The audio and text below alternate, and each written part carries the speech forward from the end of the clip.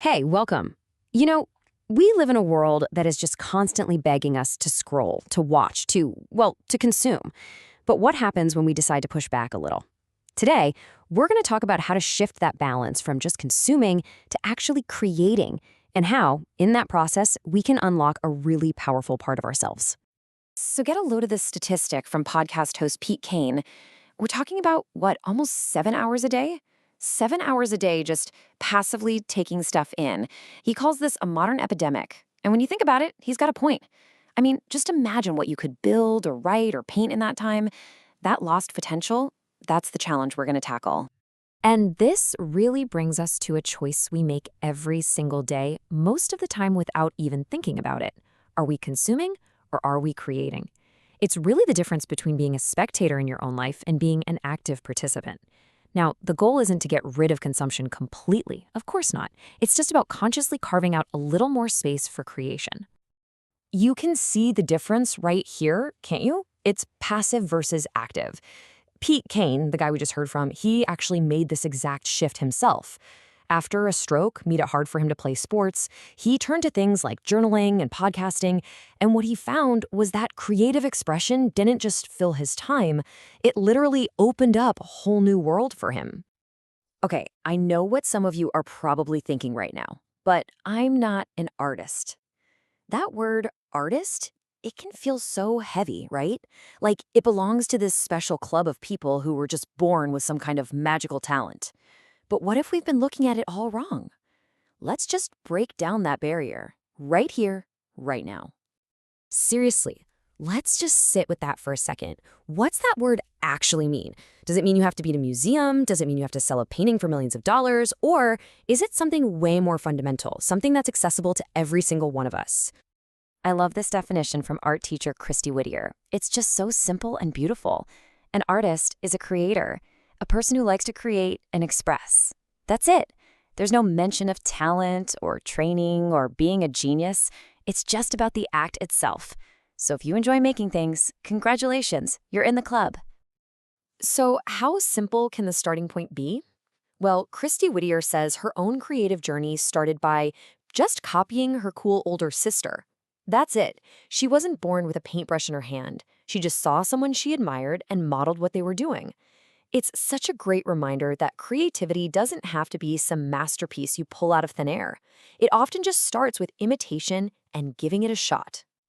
So if it's not about creating some perfect final product, then what's the point? This is where we really get to the heart of it all. It's about the incredible benefits that come from the process of creating.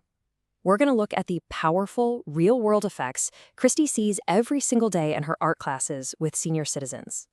You see, when Christie teaches, she's doing way more than just teaching painting. She's building a community. In a world that can feel so isolating, her classes become these little hubs of connection. The simple act of painting improves focus, It creates this calm, meditative state that's the total opposite of an anxious, buzzing phone. She sees a direct boost in mental health as her students solve creative problems on the canvas. For a lot of them, this class is so important, they literally schedule their whole month around it. And beyond all those immediate benefits, there's also this amazing sense of legacy. When you make something, you're capturing a piece of yourself, a moment, a feeling, an idea. It becomes this tangible piece of your story that you can share with your kids, your grandkids.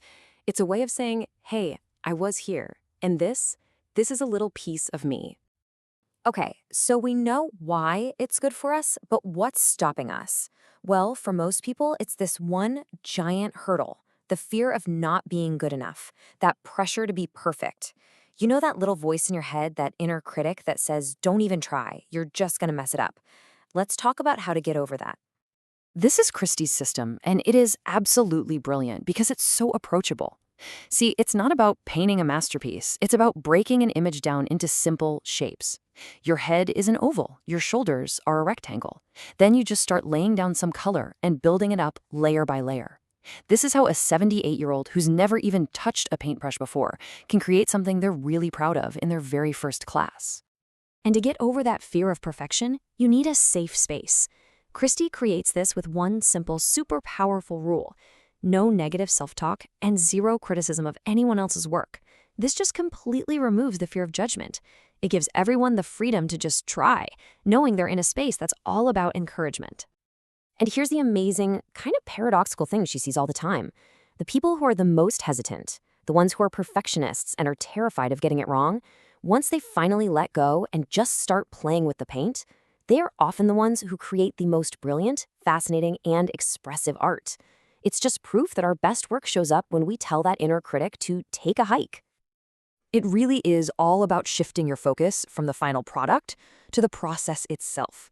Christie talks about the beautiful example of sand mandalas, where monks will spend days, sometimes weeks, creating this incredibly intricate art, only to ceremonially blow it all away. The value isn't in the finished thing. The value is in the act of creation itself. The joy is in the moment. So, we've redefined what an artist is. We've seen all the amazing benefits of the creative process, and we've learned how to let go of that need for perfection.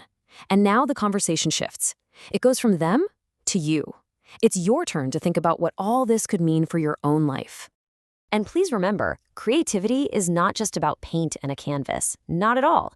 It's in the way you cook a meal, the way you organize a spreadsheet, the way you write code, or even make soap.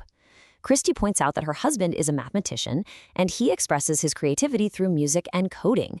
It's a way of thinking, a way of solving problems that you can apply to pretty much anything. And that brings us to our final thought. With all the time we spend consuming things, what if we just carved out a tiny piece of that time for creating something? What's that idea or that feeling or that project that's just been sitting there dormant inside you? What part of you is just waiting for permission and a little space to finally be expressed? Thanks for tuning in.